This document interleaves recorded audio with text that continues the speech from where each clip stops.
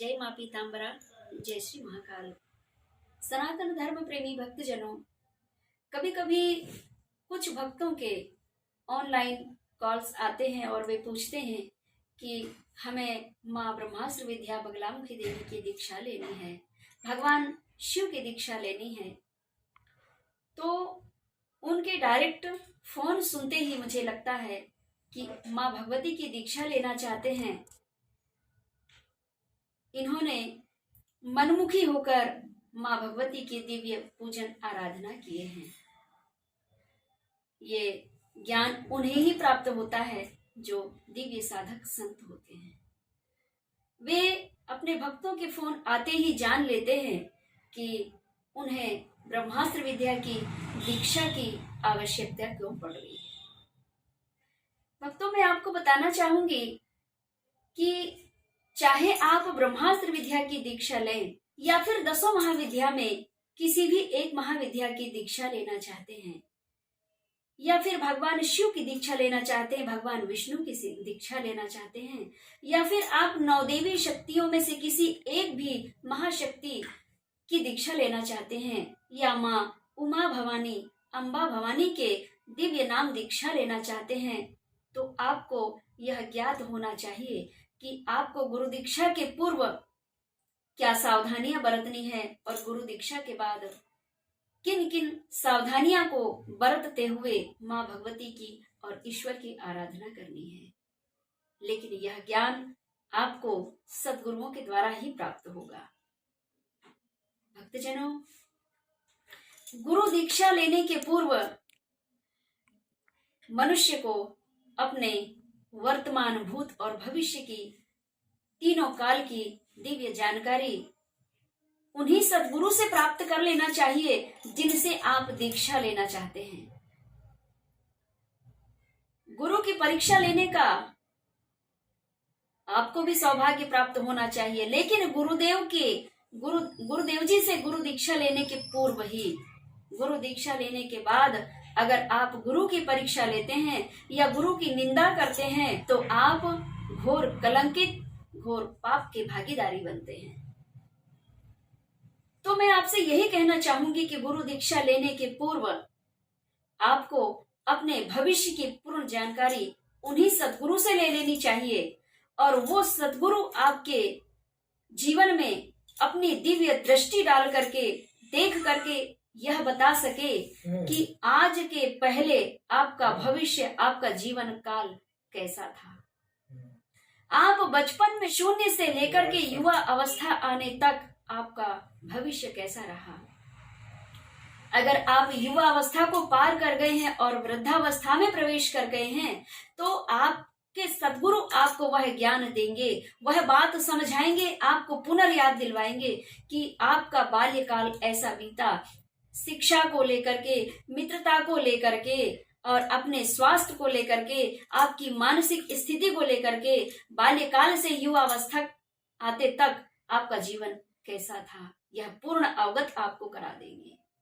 और युवा अवस्था के बाद में वृद्धावस्था के आते तक आपके जीवन काल में क्या क्या कठिनाइयां आई, कितना कितना सुख आया, कितना कितना दुख आपने भोग करके, और आज आप वर्तमान की स्थिति में किस स्टेज पर हैं, स्वास्थ्य आपका कितने स्टेज तक स्वस्थ है, कितना नहीं है, अर्थ की व्यवस्था आपके जीवन में कितना शुभ फल प्राप्त करा रही है और कितना अशुभ फल प्राप्त करा रही है, यह आपको वे सतगुरु बता देंगे, आपके ऊपर दिव्य दृष्टि डाल के।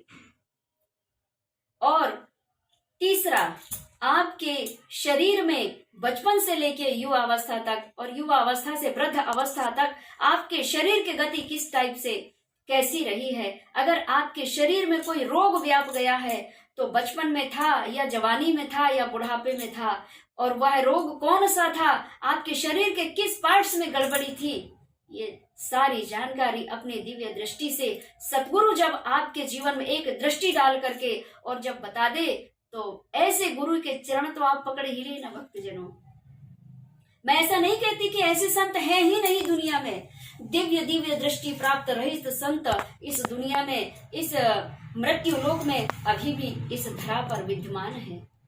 लेकिन ऐसे दिव्य संत, ऐसे दिव्य महापुरुष को खोजने के लिए आपकी दिव्य दृष्टि भी जागृत होनी चाहिए।